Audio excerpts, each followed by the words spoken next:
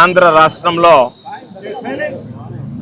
ముస్లిం మైనారిటీలకు సంబంధించినటువంటి ఆ సమాజానికి సంబంధించినటువంటి ఆస్తులు వక్ఫ్ ఆధీనంలో ఉన్నటువంటి ఆస్తుల్ని ఈరోజు ఈ ప్రభుత్వం ల్యాండ్ అక్విజిషన్ పేరిట వాటిని సేకరించి ఇతరులకి కేటాయిస్తున్నటువంటి నేపథ్యంలో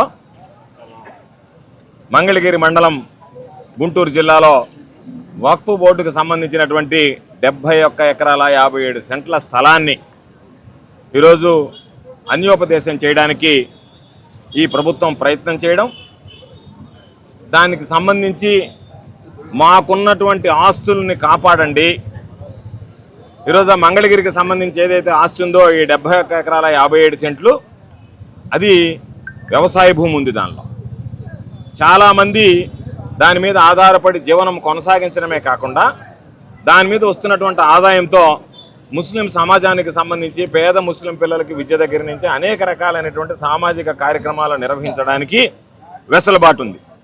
ఈరోజు మీరు కోర్టు ఉంది, వక్ఫ్ చట్టం ఉంది, వీటన్నిటినీ పక్కన పెట్టి వాటన్నిటినీ తొంగలో దొక్కి ఈరోజు చట్టం ఏం చెప్తుంది, ఒకవేళ విధిలేని పరిస్థితుల్లో మీరు దానిని కనుక తీసుకోవాల్సి వస్తే దానికి ప్రత్యామ్నాయంగా భూములు కేటాయించండి వక్ఫ్ బోర్డుకి అని చెప్పినప్పటికీ అవి ఏమీ పట్టించుకోకుండా మేము వక్ఫ్ బోర్డు ప్రాపర్టీకి సంబంధించి మేము తీసేసుకుంటామంటే వక్ఫ్ బోర్డు అనేటువంటిది గవర్నమెంట్ ఆస్తి కాదు, అది ముస్లింలకు సంబంధించినటువంటి హక్కు, వాళ్ళకు సంబంధించినటువంటి ఆస్తి. దాన్ని ఈరోజు మేము తీసేసుకుంటున్నాం దీన్ని అని చెప్పి ఈరోజు నోటిఫికేషన్ ఇవ్వడం, ఆ నోటిఫికేషన్ ఇవ్వడంతో రాష్ట్ర వ్యాప్తంగా ఈ కార్యక్రమానికి శ్రీకారం చుట్టి ప్రతి జిల్లాలో కూడా ముస్లిం సోదరులు ఎవరైతే ఉన్నారో వాళ్ళందరూ ఈరోజు ఆ జిల్లా కలెక్టర్ల కార్యాలయాల దగ్గరికి వెళ్ళి జిల్లా కలెక్టర్ల ద్వారా వక్ఫ్ బోర్డుకి ఈరోజు నివేదించడానికి వినతి పత్రాలు సమర్పించేటువంటి కార్యక్రమాన్ని ఈరోజు స్వీకరించింది. నెల్లూరు జిల్లాకు సంబంధించి ముస్లిం ఆస్తులకు కానీ ముస్లింలకు సంబంధించినటువంటి ప్రాణాలకు కానీ ఈరోజు భద్రత లేకుండా పోయినటువంటి పరిస్థితి ఏర్పడింది. ఎందుకో ఈ మాట చెప్తున్నామనంటే ఈరోజు ముస్లిం ఆస్తులు చూస్తున్నాం ఒక పక్క, ఈరోజు అదేవిధంగా ప్రాణాలకు సంబంధించి ఒక కోవూరు గుమ్మడి దెబ్బ దగ్గర పాపం ఒక మైనర్ బాలికకు సంబంధించి ఓ దారుణమైనటువంటి హత్య జరిగింది. దానిలో గంజాయి సంబంధించి ఆ గంజాయి నిషాలో వాళ్ళందరూ కూడా ఈ దారుణానికి పాల్పడ్డారు అని చెప్పడం జరిగింది. మేము ఎక్కడ ఏం పొరపాటు చేయలే, మేమేమో ధర్నాలు చేయలే, రోడ్డు బ్లాక్ చేయలే, ఏమీ చేయలే.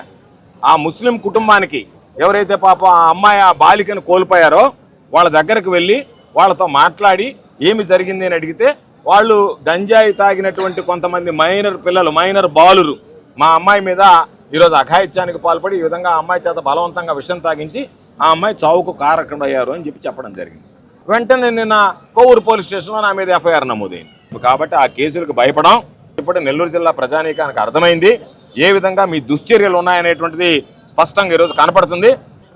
ముస్లిం మైనారిటీల ఆకాంక్షలకు వ్యతిరేకంగా వారికి హక్కు కలిగినటువంటి మంగళగిరిలో ఉన్నటువంటి 71 ఎకరాలని నిబంధనలకు విరుద్ధంగా చట్ట పరిధికి వ్యతిరేకంగా కూటమి ప్రభుత్వం ఈరోజు దానిని అన్యాక్రాంతం చేయాలనుకోవటం, రాష్ట్ర వ్యాప్తంగా ముస్లిం మైనారిటీ సోదరులందరూ కూడా ఈ చర్యను వ్యతిరేకిస్తూ మాకు న్యాయం చేయండి అని చెప్పి ఈ జిల్లా అధికారుల ద్వారా వక్ఫ్ బోర్డుకి ఈరోజు వినతి పత్రం సమర్పించడానికి వచ్చిన సందర్భంలో వైఎస్ఆర్ కాంగ్రెస్ పార్టీ పూర్తి స్థాయిలో రాష్ట్ర వ్యాప్తంగా తమకు హక్కు కలిగినటువంటి స్థలాలను కాపాడుకోవటంలో ముస్లిం మైనారిటీ సోదరులు చేసేటటువంటి ఏ ప్రయత్నంలోనైనా సరే వారికి అండగా నిలబడడానికి మా నాయకుడు జగన్మోహన్ రెడ్డి గారు, అదేవిధంగా